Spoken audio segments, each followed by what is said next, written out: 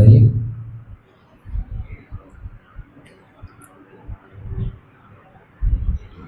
પ્રભુ, અમે તમારી સમક્ષતામાં નમ્ર થઈએ છીએ. તમારું તેડું અમારા પર આવ્યું છે એ મારા માટે મોટી ધન્યતા છે. અમે કોણ કે તમે અમારી મુલાકાત લો, અમે કોણ કે તમે અમારું સ્મરણ કરો, અમારા જીવાને પ્રભુ તમે પસંદ કરે. પુષ્કળ આભાર. તેડું પરિપૂર્ણ કરવા માટેનું સામર્થ્ય પણ તમે જ અમને આપો છો. મોટા આભાર. આભાર તમારા વચનોને માટે, જે અમારા આત્માને બળ આપે છે, અમને સૂઝ પૂરી પાડે છે, શૈતાનના જુઠ્ઠાણાથી અમને બચાવે છે. સવારે ફરીથી પ્રભુ તમારા આત્મા દ્વારા મને શુદ્ધ અને વિસ્તૃત કરો, જેથી મારા શબ્દો અને મારા ઈરાદાઓ દ્વારા તમને મહિમા મળે, તમારા લોક તમારામાં આશીર્વાદિત થાય. અંધકારના પરિબળો, દુષ્ટાનાત્મિક લશ્કરોની સામેનો અમારા યુદ્ધમાં તમે અમારા અગ્રેસર બનો. અમારી પ્રાર્થના પ્રભુ ઈશ્વરના નામથી સાંભળો અને માન્ય કરો પિતા. આમેન. શિષ્યપણાના વિષયનો આપણે અભ્યાસ કરી રહ્યા છીએ અને પહેલું એક segment who am I in Christ, ખ્રિસ્તમાં મારી ઓળખ શું છે, અને એ સંબંધી આપણે ઘણા બધા વિષયો ને સ્પર્શ્યા. અને ત્યાંથી હવે આગળ વધીને જે સેકન્ડ સેગમેન્ટ છે કે my response to his call, એ તરફ આપણે જવા માંગીએ છીએ કે પ્રભુએ આપણા માટે જે કર્યું એને આપણે યોગ્ય પ્રતિસાદ આપીએ છીએ. એનું નામ ખ્રિસ્તી જીવન છે. શિષ્યપણાનું જીવન એ છે કે પ્રભુ ઈસુ ખ્રિસ્તના મારા માટેના બલિદાન હું કઈ રીતે જોઉં છું, અને એને માટે આપણે ઘણી બધી બાબતો જોઈ ગયા છે. અને આજે જે વિષય પર આપણે અભ્યાસ કરવાના છે એ તો ફળવંત જીવન. આજનો જે ટોપિક છે કે the joyful secrets of fruit bearing. ફળવંતતાના આનંદદાયક રહસ્યો.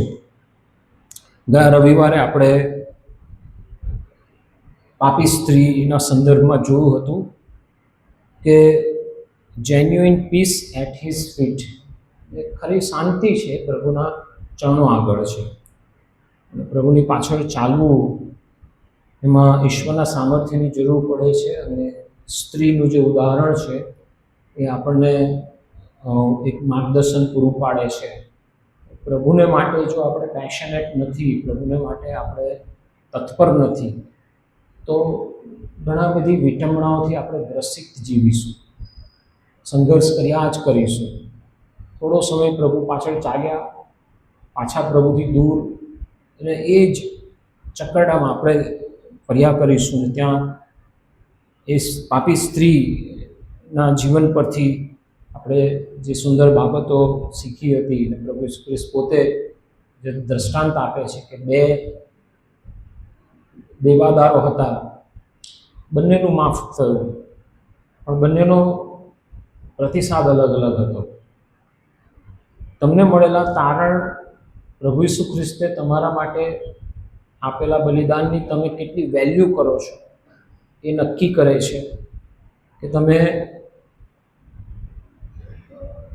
પ્રભુની પાછળ કઈ રીતે ચાલશો. ફરોશી જે પ્રભુ ઈસુ ખ્રિસ્તને ભોજનને માટે બોલાવે છે એનો ફોકસ ઉપર છેલ્લી બાબતો પર હતો, અને એને ખબર પણ નહોતી કે હું આટલી મેજર ભૂલ કરી રહ્યો છું. છેલ્લે પ્રભુ એને પોઈન્ટ આઉટ કરીને કહે છે, સિમોન,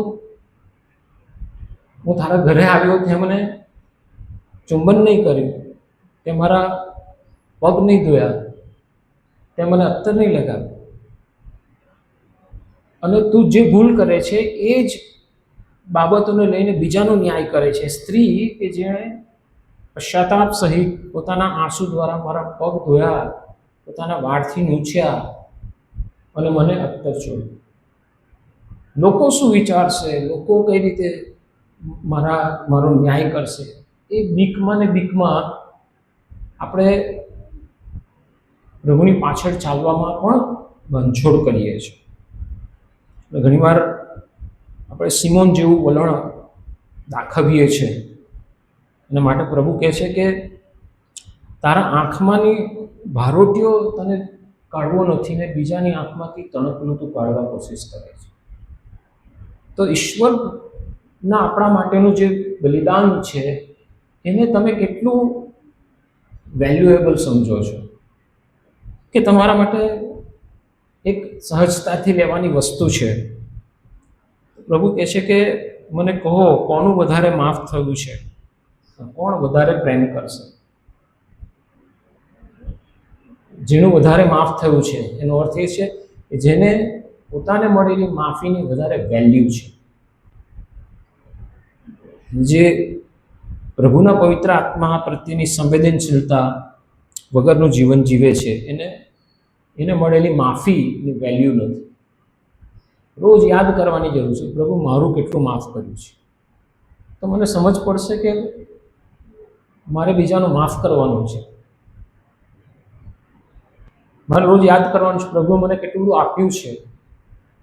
ત્યારે જઈને પ્રભુ એ મને જે આપ્યું છે એ હું બીજા સાથે વહેંચી શકીશ. અને એમ પ્રભુ આપણને એની પ્રત્યેની તત્પરતાના ધોરણ પર જુએ છે. યોહાનની સુવાર્તાના 15મા અધ્યાયની અંદર ક્લાસિક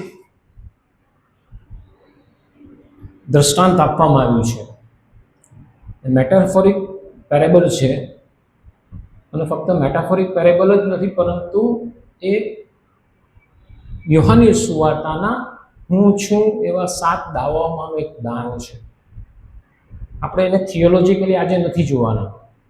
આપણે એ જોવાના છે કે પ્રભુએ મારા માટે ઘણું બધું કર્યું, મારે પ્રભુ માટે શું કરવાનું છે, અથવા તો મારે પ્રભુને કેવી રીતે પ્રતિસાદ આપવાનો છે. અને દ્રષ્ટાંત આપણે બધા જાણીએ છીએ. માટે એનું સિમ્પલ સાદું નિચોડ એ જ છે કે પ્રભુ આપણી પાસેથી ફળવંત જીવન ચાહે છે. અને ઘણા બધા બહેનોને સારું રાંધવાની શોખ હોય, બધી રીલ્સ જુએ, બિરયાની કેવી રીતે બનાવો ને પરોઠા કેવી રીતે બનાવો, બહુ મહેનત કરે. પછી કે આ જરા આવું રહી ગયું ને, બાકી તો જોરદાર બનતે. બહુ કોશિશ કરી પણ પહેલાં જેવું તો બનતું જ નથી. મેં પણ કોશિશ કરી પિઝા બનાવવાની, પણ ચવાયો જ નહીં. આપણને એમ લાગે છે કે બધું કરી નાખવાથી થઈ જશે, પણ એ નથી થતું. કારણ કે માટે માસ્ટર શેફ છે. કેમ? કારણ કે એણે બધું નાખ્યું છે એની અંદર, પોતાનું જીવન નાખ્યું છે, પોતાની રુચિ છે, પોતાનું પેશન છે. ત્યારે જઈને એવી ફ્લેવર લાવી શકે છે કે જે સિમિલર ઇન્ગ્રેડિયન્ટ્સ છતાં પણ હું નહીં લાવી શકીશ. નામધારી ખ્રિસ્તી અને શિષ્યપણામાં વધસ્તંભ ઉચકીને ચાલનાર વિશ્વાસી વચ્ચે આ ડિફરન્સ છે. ઘણી બધી વખત આપણા માટે કોઈકને નવાઈ લાગે, અથવા આપણને કોઈકના માટે નવાઈ. આટલા બધા પ્રશ્નોમાં તમે કેવી રીતે આટલા સ્ટેબલ છો? આટલી બધી મુશ્કેલીઓમાં તમે કઈ રીતે પ્રભુને વળગી રહો છો? એનું કારણ એ છે કે એ મિકેનિઝમ જે છે એને સમજ્યું છે વ્યક્તિ. અને એનું રહસ્ય આજે આ પેસેજની અંદર આપણને જોવા મળે છે. તમે જો શરૂઆત જુઓ, તો શરૂઆત બહુ મહત્વનું ફ્રેમવર્ક આપણા માટે આપે છે. ઘણી બધી વખત આપણે મિસ કરી જઈએ છીએ અને આપણે સીધું કોશિશ શાની પર ફોકસ કરીએ છીએ? ફળવંતતા પર. એની પર પણ આપણે આવીશું. પણ શરૂઆત શું કહે છે? ઓપનિંગ એમ કહે છે, હું ખરો દ્રાક્ષાવેલો છું અને મારો બાપ માળી છે. મારામાંના હરેક ડાળી જેને ફળ આવતા નથી તેને તે કાપી નાખે છે, અને હરેક ડાળી જેને ફળ આવે છે તેને વધારે ફળ આવે માટે તે તેને શુદ્ધ કરે છે. પ્રભુ શરૂઆત જ સીધી કાપવાથી કરે છે. આ સિગ્નિફિકન્ટ જે બહુ મહત્વનું ત્યાં બાબત છે એ આપણે કદાચ મિસ કરી જઈએ છીએ. અને જે વિશેષણ વાપરે છે પ્રભુ ઈસુ ખ્રિસ્ત, ખરો દ્રાક્ષાવેલો, એ પ્રભુ ઈસુ ખ્રિસ્ત પોતાની જાતને ઇઝરાયલ પ્રજાની નિષ્ફળતાના સંદર્ભમાં મૂકે છે. વેદશાસ્ત્રના 80મા ગીતમાં જો તમે જુઓ તો ત્યાં એ રીતનું વિવરણ આપવામાં આવ્યું છે કે હું મિસરથી એક દ્રાક્ષાવેલો લઈને આવ્યો અને ત્યાં વાવ્યો એ માટે કે ફળ આવે, પણ એ દ્રાક્ષાવેલા પર શું થયું તો કે છે કે ખાટી દ્રાક્ષ ઉગી, કાંટા ઉગ્યા. આ ઇસ્રાયલ પ્રજાનું ચિત્ર હતું. અને એ ઇસ્રાયલ પ્રજા કે જે પ્રભુના એમ્બેસેડર્સ, એલચી, પ્રતિનિધિ બનવામાં નિષ્ફળ ગયા. કેમ? કારણ કે તેઓ પણ સિમોન જેવા હતા. તેઓને ઉપર છેલ્લી બાબતો પર ફોકસ હતું. એના માટે યર્મિયામાં જ્યારે પરાકાષ્ઠા આવી ગઈ, જ્યારે તેઓને બંદીવાસમાં લઈ જવાના હતા, ત્યારે તેઓનું ફોકસ શું હતું?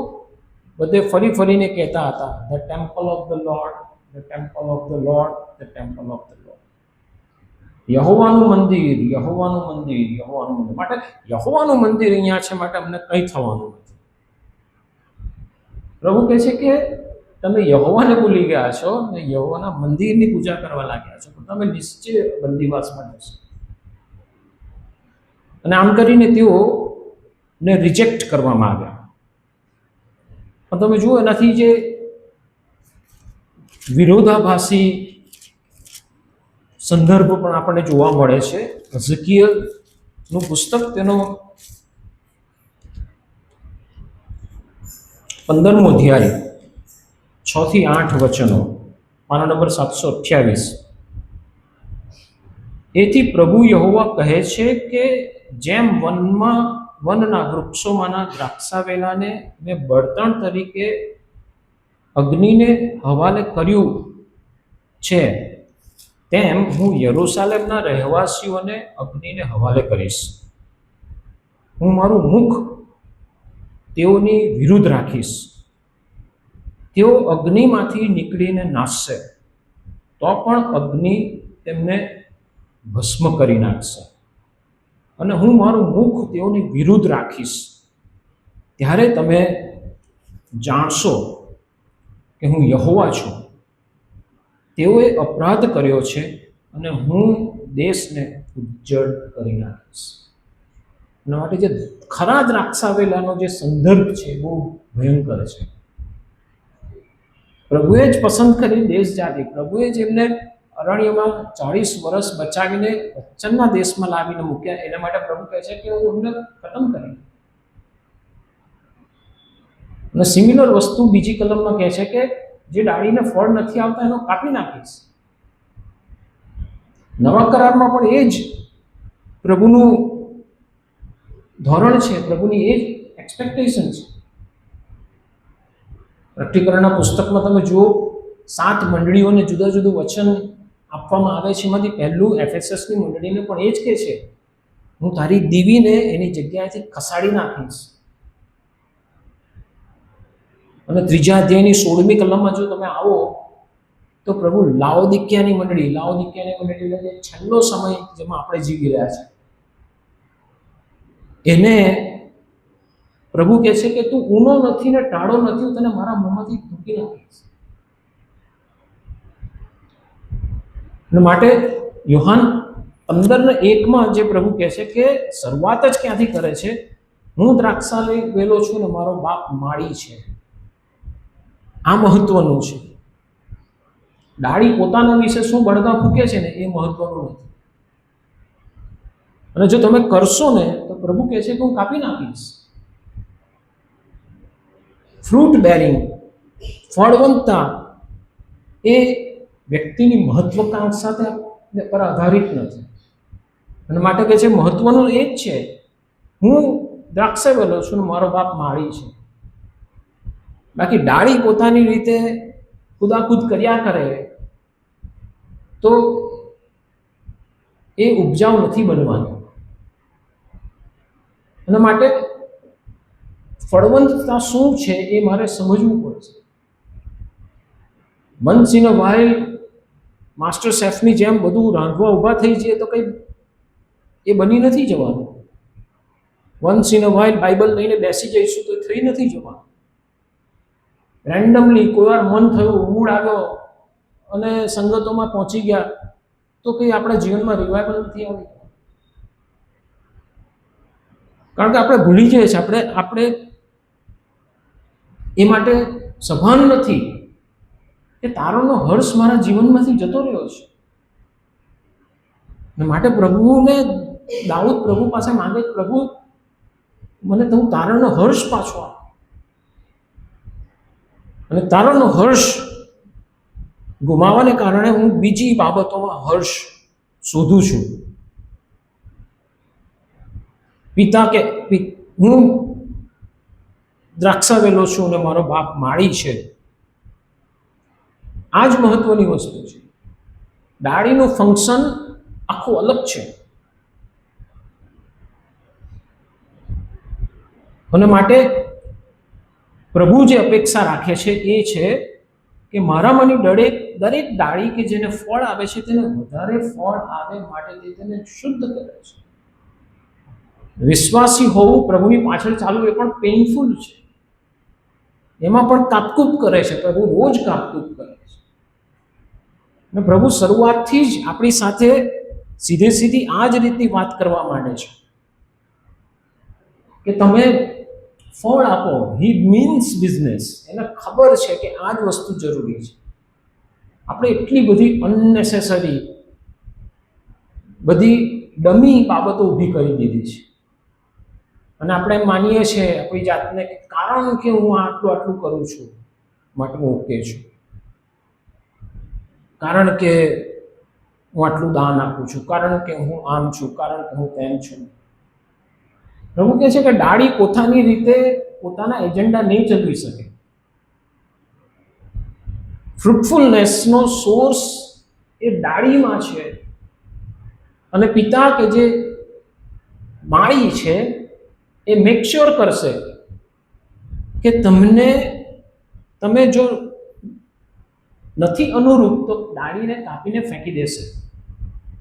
અને જો તમે પ્રભુની પાછળ ચાલવા માટે તત્પર છો તો પણ પ્રભુ તમારામાં નાની મોટી કાપકૂપ કરશે. અને આ કાપકૂપ આપણે આપણા દરરોજના સ્તર પર અનુભવીએ છીએ, પણ પ્રભુને ના કહીએ છીએ. પ્રભુને કહે છે કે હું મારી રીતે કરીશ. ત્રીજી કલમમાં આવો શું લખેલું છે? ત્યાર પછી કહે છે, જે વચનો મેં તમને કહ્યા છે તે વડે તમે શુદ્ધ થઈ ગયા છો. પોતાના ડાળી વિશે, પોતાના પિતા કે જે માળી છે એના વિશે વાત કર્યા પછી અને કાપકૂપ કર્યા પછી કહે છે કે આ બાબત કેવી રીતે શક્ય છે? પ્રભુના વચનો દ્વારા. વચનો જે મેં તમને કહ્યા છે એ દ્વારા તમે શુદ્ધ થઈ ગયા છો. એ નવા જન્મની વાત કરે છે. તમે શુદ્ધ થઈ ગયા છો. આ સેમ પેરાફ્રેઝ પ્રભુ ઈસુ ખ્રિસ્ત ઉપલી મેળીમાં યુઝ કરે છે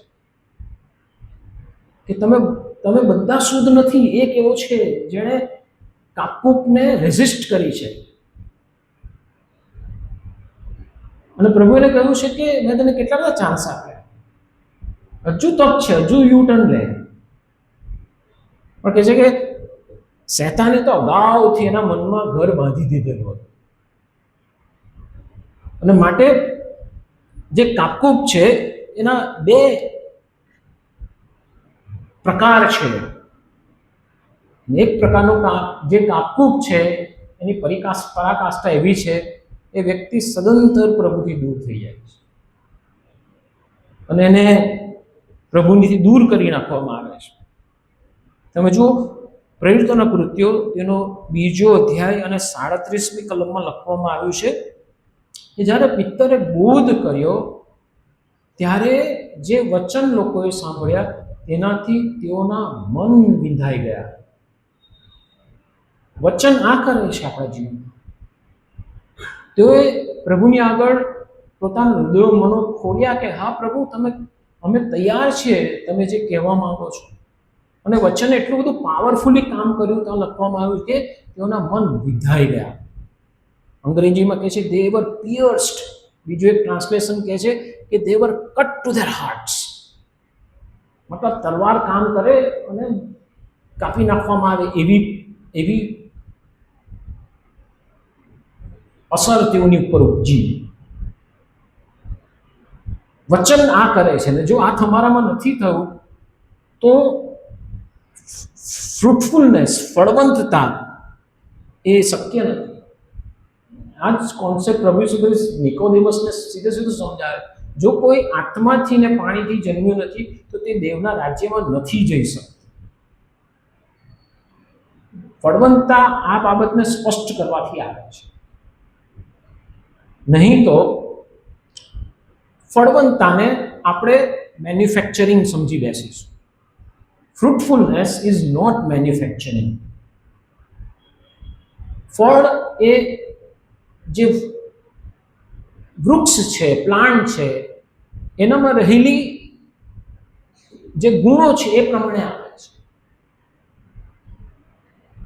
ને મેન્યુફેક્ચરિંગમાં હું ડિસાઇડ કરું છું કે હું શું પ્રોડ્યુસ કરું. આપણે ઘણા બધાએ આત્મિક જીવનને મેન્યુફેક્ચરિંગ બનાવી દીધું છે. આપણને એમ છે કે ગલાતી 5:22 અને 23ના ફળને હું પ્રોડ્યુસ કરું, હું મેન્યુફેક્ચર કરું. પણ એ મેન્યુફેક્ચરિંગ લાંબુ ચાલતું નથી. એક દિવસ એક પરિવારમાં 2 બાળકો હતા અને માતા પિતા હતા. માતા પિતા પોતાની નોકરીએ જાય અને બાળકો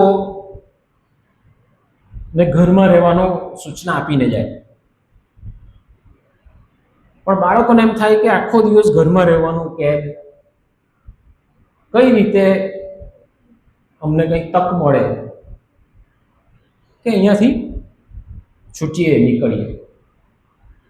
અને તેઓનું જે ઉપરનો માળ, જે એમનો પર્સનલ રૂમ હતો, એની બહાર એક ઝાડ હતું અને ઝાડની ડાળી બહારની નજીક આવતી. અને માટે તો એક દિવસ હિંમત કરી, કામ કરીએ આપણે કે આ ડાળી પરથી ઉતરીને બહાર જતા રહીએ. ઘર તો લોક છે, બહાર રમીને ફરીને મજા કરીને આવી જઈશું. કર્યું ને તેઓ સફળ ગયા અને કોન્ફિડન્સ આવી ગયો. આ ટ્રીક તો કામ કરી રહી છે. મમ્મી પપ્પાને ખબર બી નથી પડતી. મમ્મી પપ્પાને તેમને મારા બાળકો ઘરમાં જ રહે છે, બહાર આવે પાછા આવે છે ત્યારે જુએ છે તો ઘર વ્યવસ્થિત છે, બાળકો ઘરમાં જ છે. અને આ પેટર્ન ચાલવા માંડી. અને મા બાપ તો મા બાપ છે, તેઓને ખબર પડી ગઈ કે સમથિંગ ઇઝ રોંગ. અને માટે પપ્પાએ એક દિવસ ટ્રીક અજમાવી અને એણે કહ્યું મમ્મીને કે મને લાગે છે કે આ ઝાડને કારણે ઘરમાં અજવાળું આવતું નથી, એને આપણે કાપી નાખીએ. અને બાળકોને માટે બહુ મોટું સંકટ ઊભું થયું. ઝાડ જતું રહેશે, તમારી ફ્રીડમ જતી રહેશે. જોને કંઈ ફળ બી નથી આવતા એની પર, શું કામનું. બીજા એક દિવસ એ લોકો બહાર જઈને માર્કેટમાંથી બહુ બધા સંતરા લઈને આવ્યા, ઓરેન્જીસ, અને ઝાડ પર બાંધી દીધા.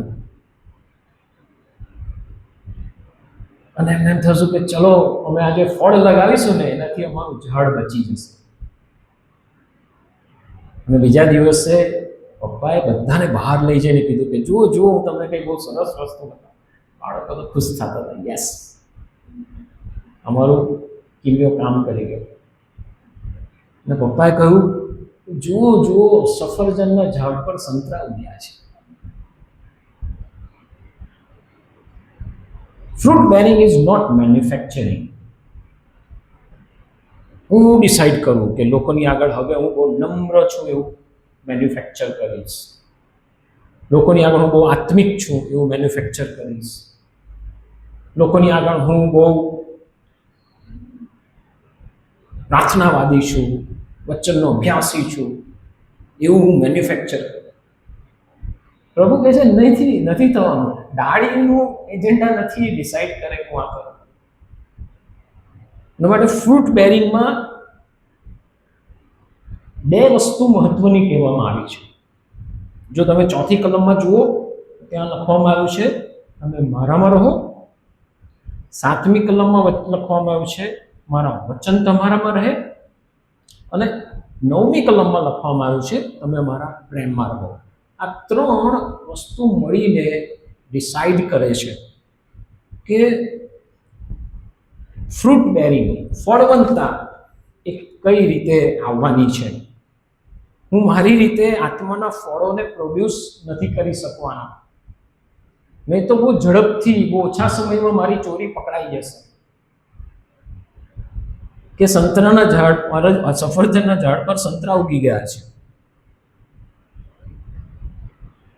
માથેની સુવાર્તા તેનો 7મો અધ્યાય ને 16મી કલમ જો તમે ધ્યાનથી જુઓ તો ત્યાં આનો ફોર્મ્યુલા તમને ખબર પડશે.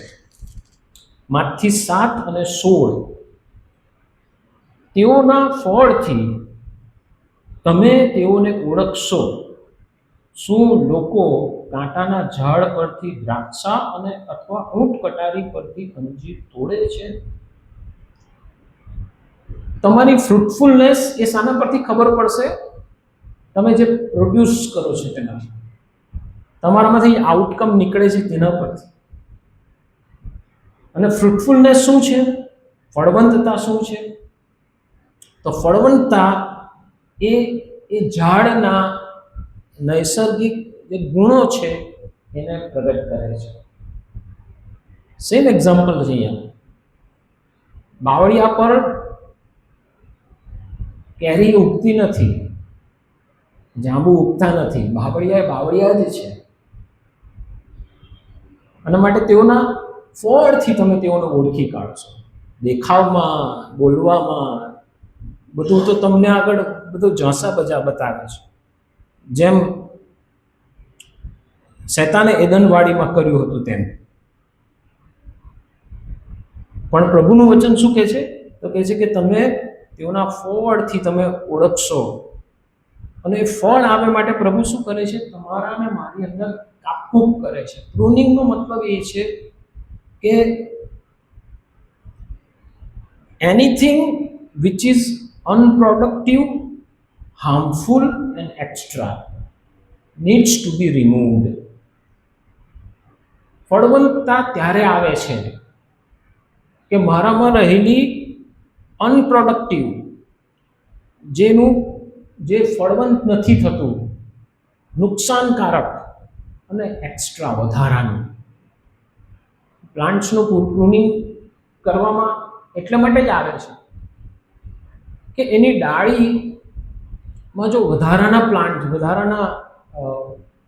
પાંદડા છે તો એ બાકીના પાંદડાને ફોટોસિન્થેસિસની પ્રક્રિયામાં અવરોધરૂપ થાય છે, માટે એને કાપવામાં આવે છે. વધારાના પાંદડા એ જે પોષણ છે એ પોતાની અંદર ખેંચી લે છે અને ફળ કે ફૂલ થવા દેતું નથી, માટે કાપી નાખે. પ્રભુ તમારી ને મારી અંદર આ કરવાની શરૂઆત કરે છે તો જ ફળવંતતા આવી શકે. અને ફળવંતતા હું ડિસાઈડ નથી કરી શકતો કે હું આ રીતે ફળ આપીશ. પણ પ્રભુ કહે છે કે 4th કલમમાં હવે તેમને ત્યાં સિક્રેટ જોવા મળે છે. જે રહસ્ય છે તે અહીંયા છે. રહસ્ય શું છે? તમે મારામાં રહો અને હું તમારામાં રહીશ. જેમ ડાળી વેલામાં રહ્યા વિના પોતાની મેળે ફળ આપી નથી શકતી, તેમ તમે પણ મારામાં રહ્યા વિના ફળ આપી શકતા નથી. અહીંયા પ્રભુ સિક્રેટ તમને સમજાવે, રહસ્ય બતાવે છે. અને રહસ્ય રેસિપ્રોકલ છે. બે બાજુની જે પ્રક્રિયા છે એ સરખી રીતે થવી જોઈએ. પહેલી વસ્તુ શું કહે છે? કે તમે મારામાં રહો એ તમારી ને મારી ડિઝાયર બતાવે છે આત્મિક જીવન જીવવાની. ક્વાઇટ ટાઈમ તો કરવો છે. પ્રભુ કહે છે કે હું તમારામાં રહું. ખાલી તમે મારામાં રહો એટલું ઇમ્પોર્ટન્ટ નથી, પણ હું તમારામાં રહું ઇમ્પોર્ટન્ટ છે. અને એને આપણે હું કઈ રીતે જોઉં છું તો કે છે તેનામાં રહેવું એ તમારી ડિઝાયર નક્કી કરે છે, બતાવે છે, પ્રોજેક્ટ કરે છે. પણ તે તમારામાં રહે એ માટે એ શું બતાવે છે? એ તમારી વિલિંગનેસ બતાવે છે. ઈચ્છા તો છે ક્વાઇટ ટાઈમ કરું, પણ થતો નથી. ઈચ્છા તો છે પાપ છોડું, પણ છૂટતું નથી. ઈચ્છા તો છે આ સ્વભાવ બદલું, પણ નથી થતું. ઈચ્છા તો છે કે આ બધી વસ્તુમાંથી બહાર આવું, પણ નથી થતું. કારણ કે હું એને મારામાં રહેવા દેતો નથી. તો ડિઝાયર પ્લસ વિલિંગનેસ ઇઝ ફ્રૂટફુલનેસ આ કલમ પ્રમાણે. અને જે વિલિંગનેસના સમાનાર્થી મેં જોયા ત્યારે મને બહુ જ રોમાંચ આવ્યો. અને એના માટેના જે સિનોનિમ્સ મેં જોયા, સમાનાર્થી જોયા, એ વિલિંગનેસનો સિનોનિમ્સ થાય છે રેડીનેસ, ઈગરનેસ, ઇન્ક્લાઇનેશન. એક નવો શબ્દ મેં પહેલી વાર શીખ્યો અને એ છે અલાક્રિટી, ALACRITY. અને જ્યારે મેં એ શબ્દનો અર્થ શોધ્યો ત્યારે મને વધારે રોમાંચ આવ્યો કે આ તો કેટલું આ વચન પ્રમાણે એપ્રોપ્રિએટ છે. એલાક્રિટી શબ્દનો જે અર્થ થાય છે અ ચીયરફુલ રેડીનેસ ઓર ઈગર વિલિંગનેસ. સમજો છો?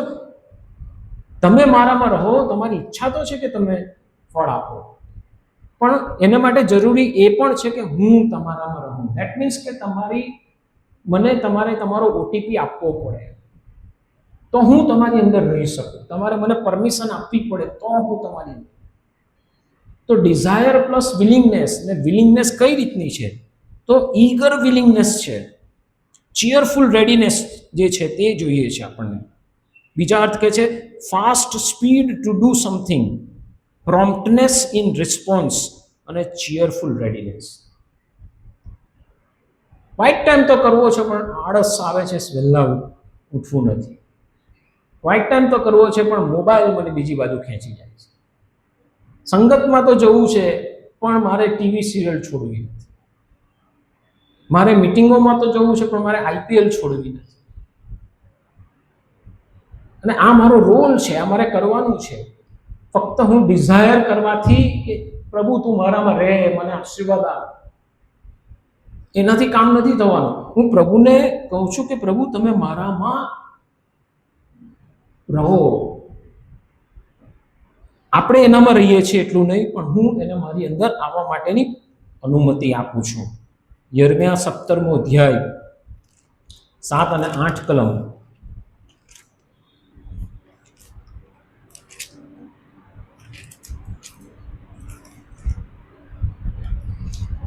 પાના નંબર 671.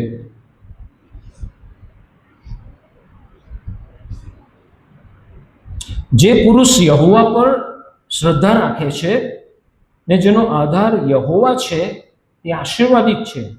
તે પાણીની પાસે રોપેલા વૃક્ષ જેવો છે, જે નદીની પાસે પોતાના મૂળ ફેલાવે છે, ને ગરમીનો વખત આવશે ત્યારે તેને કંઈ ડર રહેશે નહીં, પણ તેના પાંદડા લીલા રહેશે. સુકવણાના વર્ષમાં તે ચિંતાતુર થશે નહીં, અને તે ફળ આપ્યા વિના રહેશે નહીં. અહીંયા ફળવંતતાનું રહસ્ય શું છે? એ પ્રભુ પર ટ્રસ્ટ કરે છે, પ્રભુ પર આધાર રાખે છે. અને માટે ઘણી બધી વસ્તુ જે આપણે નથી થઈ શકતી એના માટે આપણે પ્રભુને આપણા જીવનમાં કામ કરવાના માટે પરમિશન આપવી પડે. જો હું ફ્રૂટફુલનેસને મેન્યુફેક્ચરિંગ સમજીશ તો હું કસ્ટમાઇઝડ ફ્રૂટફુલનેસમાં જતો રહીશ. રવિવાર એટલે બહુ આત્મિક, બીજા દિવસ એટલે આમ, ત્રીજા દિવસ એટલે આમ. લેન્ટમાં આવી રીતે જીવવાનું, પ્રાર્થના ખાલી ઓગસ્ટમાં જ કરવાની, ફલાણા દિવસે ફલાણું કરવાનું. નહીં, એ વ્યક્તિ કન્ટિન્યુઅસલી પ્રભુ પર અઢેલે છે, પ્રભુને સોંપાય છે, પોતાનો ઓટીપી પ્રભુને આપે છે. યસ પ્રભુ, અમારો ઓટીપી છે, you come in, you enter in to my life. હું તમારામાં રહું, તમે મારામાં રહો ને હું તમારામાં.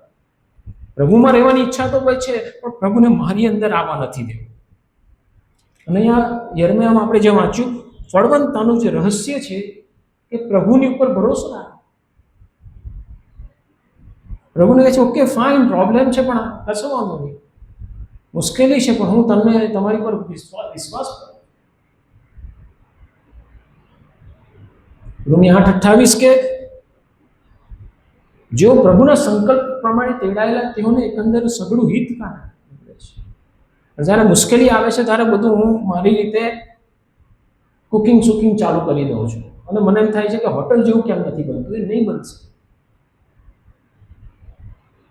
કારણ કે તમે પાર્ટ ટાઈમ ક્રિશ્ચિયન છો. અચાનક મન થઈ ગયું, બહુ દુઃખ આવી ગયું ને, એટલે હવે પ્રભુ યાદ આવી ગયું. હોસ્પિટલમાં પ્રભુ યાદ આવી ગયું. મારું બાઇબલ લેતો મારા તકિયા નીચે મૂકવાનું છે. રોજ બાઇબલ 4-5 પડેલા હતા એટલે હાથ બી નથી લગાવ્યો. ફોરેન જાય ને તો મારા છોકરાને સંગત નથી મળતી, કઈ સંગત શોધી આવો. અહીંયા કદી ચર્ચમાં નહીં આવ્યો, નહીં સન્ડે સ્કૂલમાં આવ્યો, નહીં યુથમાં આવ્યો. ત્યાં એને સંગત જોઈએ ફોરેનમાં. Manufacturing is not fruit bearing. ફળવંતા એ પ્રભુના જે નૈસર્ગિક જે ગુણો છે એને મારામાં આવવા દેવા પડે છે. એના માટે મારે પ્રભુને મારી અંદર આવવા દેવા પડે છે. હું ખાલી પ્રભુમાં નહીં, પણ પ્રભુ કહે છે તમે મારામાં અને હું તમારામાં રહું, ત્યારે તમારા જીવનમાં ફળ આવશે, અદરવાઇઝ નહીં આવશે. ઈસાઈયા 37:3-5.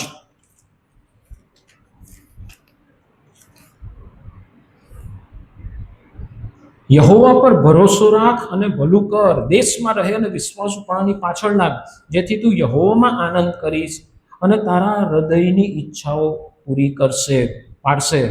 તારા માર્ગો યહોવાને સોંપ, તેના પર ભરોસો રાખ અને તે તને પરિપૂર્ણ કરશે. શું કહે છે? એની પર ભરોસો રાખ, ભલું કર્યા કર, સારું કરતા થાકીએ નહીં, ચાહે આપણી સાથે ખરાબ કેમ નહીં થાય, ચાહે અઘરું કેમ નહીં લાગે, ચાહે લોકો આપણી હસી કેમ નહીં ઉડાવે, ચાહે લોકો આપણને એકલા કેમ નહીં પાડી દે. ભલું કર, દેશમાં રહે, યહોવાને વળગી રહે. પ્રભુ કહે છે કે તમે મારામાં એટલું પૂરતું નથી, પણ હું તમારામાં છું કે નહીં, માટે તમારે મને તમારો ઓટીપી આપવો પડશે.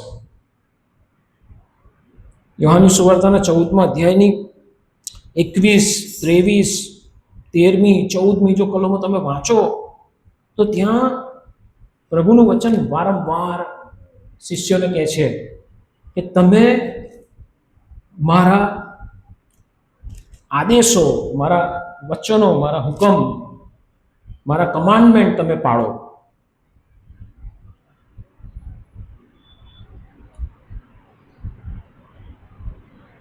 એક 20મી કલમ શું કહે છે? જેની પાસે મારી આજ્ઞાઓ છે અને જે તેઓને પાળે છે તે જ મારા પર પ્રેમ રાખે છે, અને જે મારા પર પ્રેમ રાખે છે તેના પર મારો બાપ પ્રેમ રાખશે, અને હું તેના પર પ્રેમ રાખીશ અને તેઓની આગળ હું પોતાને પ્રગટ કરીશ. પ્રભુના આજ્ઞાઓ મારે પાડવી પડે તો જઈને મારામાં ફળવંતા આવે છે. હું મારી રીતે ડિસાઈડ નહીં કરીશ કે હું આ દિવસે આ ફેલોશિપમાં આવું ફળ લઈને જઈશ, નમ્રતાનું ફળ લઈને જઈશ, આત્મિકતાનું ફળ લઈને જઈશ, સંયમનું ફળ લઈને જઈશ, આનંદનું, વિશ્વાસનું ફળ લઈને જઈશ. પ્રભુ કહે છે કે તમે ફળ આપો, એમાં મારા બાપને મહિમા મળે છે. એ અલ્ટિમેટ ગોલ છે. અને 3 પ્રકારના જે રિઝલ્ટ આવે છે. પહેલી બાબત 8મી કલમમાં આપણને જે જોવા મળે છે, શું થાય છે કે એ પ્રકારના જીવનશૈલીથી પ્રભુને મહિમા મળે છે. શું એ કાર્યથી પ્રભુનો મહિમા શોધું છું કે મારો મહિમા શોધું છું?